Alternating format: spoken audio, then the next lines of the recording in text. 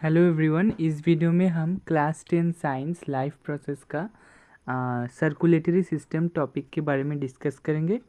तो यहाँ पर हम तीन मेजर टॉपिक डिस्कस करेंगे। सबसे पहले है ब्लड, जो कि क्या है, एक फ्लूइड कनेक्टिव टिश्यू है। ठीक है, तो सबसे पहले हम ब्लड को डिस्कस करेंगे। उसके बाद हम डिस्कस करेंगे ब्लड वेसल्स, कि ब्लड एक जगह से दूसरे जगह हमारे बॉडी में कैसे ट्रांसफ़र करती है।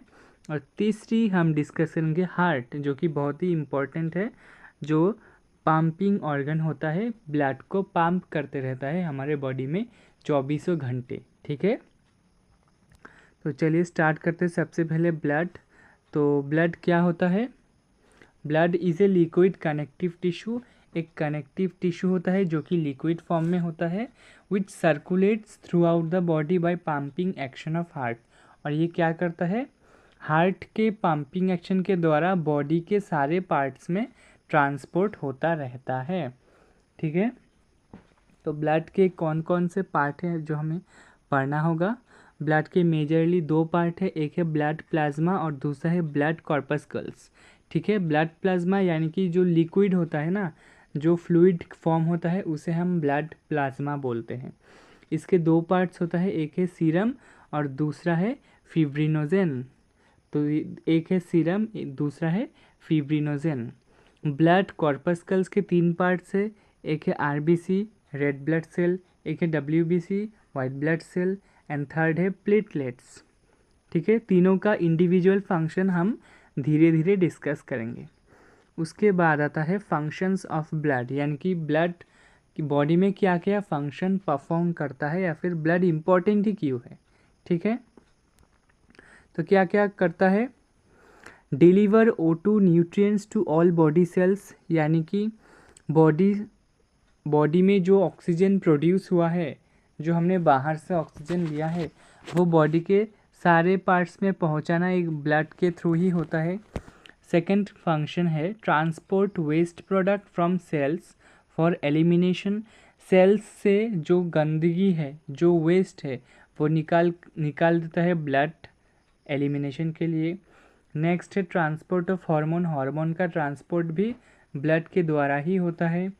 और फोर्थ फंक्शन है maintain body temperature, distribute heat, यानी कि बॉडी का टेम्परेचर एकदम बढ़ने भी नहीं देता और एकदम घटने भी नहीं देता, उसको कांस्टेंट रखता है, या फिर बढ़ता भी है तो उसको डिस्ट्रीब्यूशन कर देता है, यानी कि पूरे बॉडी में फैला देता है। नेक्स्ट फिफ्थ फंक्शन है maintain pH, carry buffers.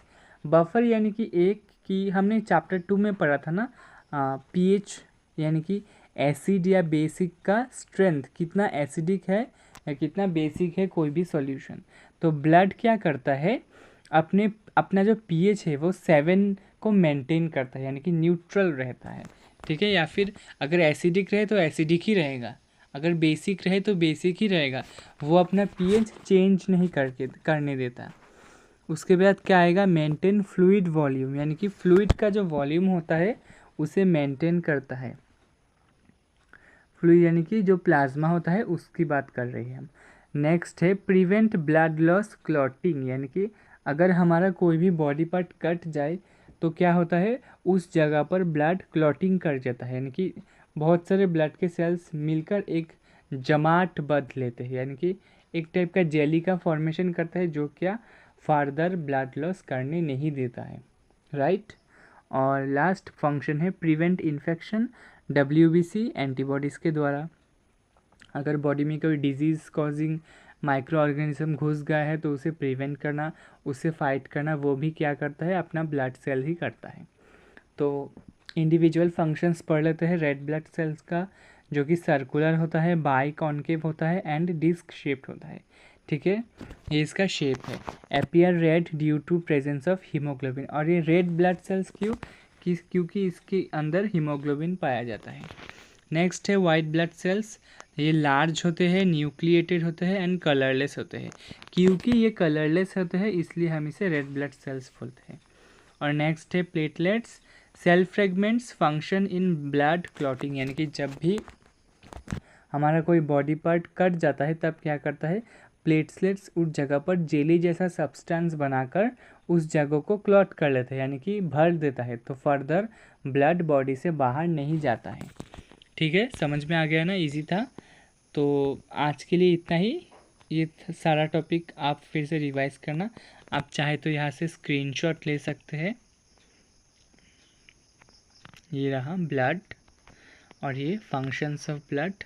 Next video में हम types of blood cells discuss करेंगे, टाइप्स ऑफ ब्लड वेसल्स। ठीक है, और आर्टरीज, वेन्स, कैपिलरीज का डिस्टिंक्शन भी देखेंगे। आई होप आपको कोई डाउट नहीं रहा होगा। इजी सा चैप्टर है, टॉपिक बाय टॉपिक हम समझेंगे।